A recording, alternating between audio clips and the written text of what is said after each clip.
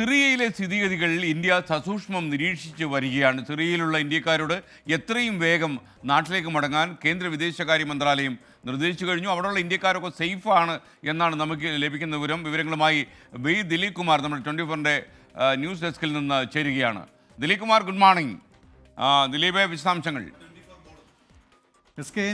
സിറിയയിൽ ആഭ്യന്തര സംഘർഷം ശക്തമാവുകയും അവിടുത്തെ ഭരണത്തലവനായിരുന്ന ബാഷർ അൽ അസദിനെ പുറത്താക്കുകയും ചെയ്തതിന് ശേഷം ഇപ്പോൾ സ്ഥിതിഗതികൾ കേന്ദ്ര സർക്കാർ അവിടുത്തെ വിമതർ നടത്തിയ നീക്കത്തിന് പിന്നാലെ സ്ഥിതിഗതികൾ കേന്ദ്ര സർക്കാർ സസൂക്ഷ്മം നിരീക്ഷിച്ചു വരികയാണ്. പ്രത്യേകിച്ച് അവിടെയുള്ള ഇന്ത്യക്കാരുടെ കാര്യത്തിൽ യാതൊരു ആശങ്കയും വേണ്ട എന്നാണ് നിലവിലിപ്പോൾ കേന്ദ്ര വിദേശകാര്യ മന്ത്രാലയം അറിയിച്ചിട്ടുള്ളത്. 90 ഇന്ത്യക്കാരാണ് സിറിയയിലുള്ളത്. ഇതിൽ 14 പേർ വിവിധ UN മിഷനുകളുമായി ബന്ധപ്പെട്ട് അവിടെ പ്രവർത്തിക്കുന്നവരാണ്.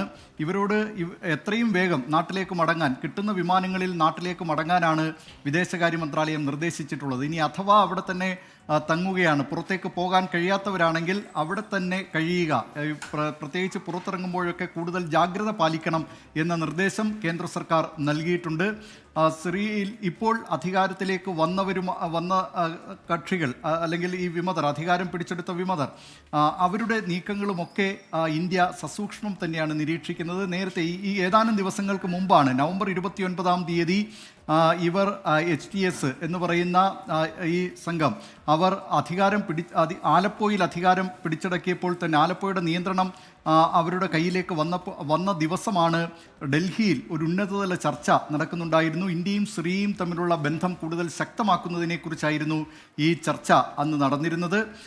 ഇപ്പോൾ ഇത് വന്നതിനു ശേഷം, കാരണം നേരത്തെ 2011 മുതലുള്ള സ്ഥിതിഗതികൾ ഇന്ത്യയുടെ മുന്നിലുണ്ട്. 2011 ടുണീഷ്യയിൽ മുല്ലപ്പൂ വിപ്ലവം, തുടർന്ന് വിവിധ രാജ്യങ്ങളിൽ അറബ് വസന്തം എന്ന പേരിൽ അറിയപ്പെട്ടിരുന്ന പ്രക്ഷോഭം, അത് ലിബിയയിൽ ഉണ്ടാക്കിയ രാഷ്ട്രീയപരമായ പ്രതിസന്ധി, ഈജിപ്തിൽ മുസ്ലിം ബ്രദർഹുഡിൻ്റെ അധികാരത്തിലേക്കുള്ള വരവ്, അങ്ങനെയുള്ള കാര്യങ്ങളൊക്കെ ഇന്ത്യയുടെ മുന്നിലുണ്ട്. അതുകൊണ്ട് ഇക്കാര്യത്തിൽ എടുത്തുചാടിയ ഒരു അഭിപ്രായ പ്രകടനത്തിന് കേന്ദ്ര സർക്കാർ മുതിരുന്നില്ല എന്നതാണ് ശ്രദ്ധേയമായ കാര്യം. ഏതായാലും അവിടെ ഇപ്പോൾ അധികാരം പിടിച്ചെടുത്തവരുടെ തുടർന്നുള്ള നീക്കങ്ങളെ അനുസരിച്ചായിരിക്കും ഇന്ത്യ ഇക്കാര്യത്തിൽ ഒരു നിലപാട് സ്വീകരിക്കുക.